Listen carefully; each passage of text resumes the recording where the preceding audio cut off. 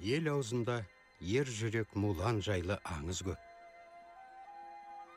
Ал менің аңызым мүлдем бөлек.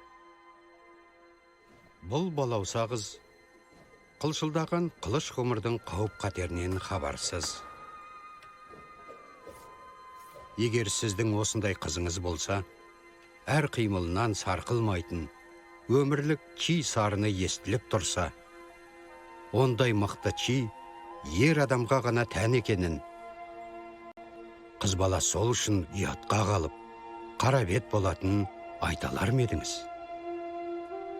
Өз басым айта алмадым.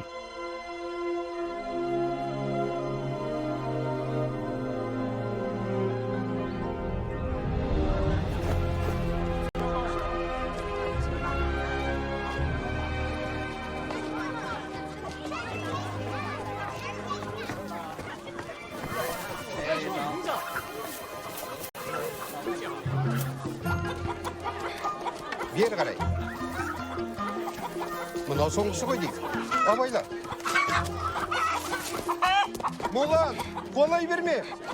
Өзі келеді.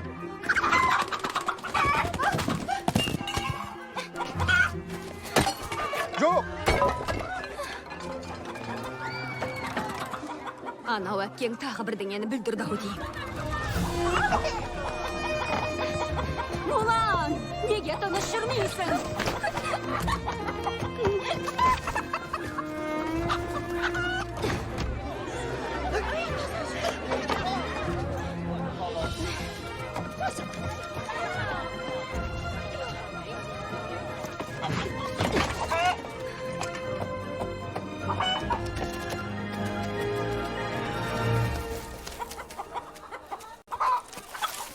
Молан, мені жақсылап тыңда. Жоқ!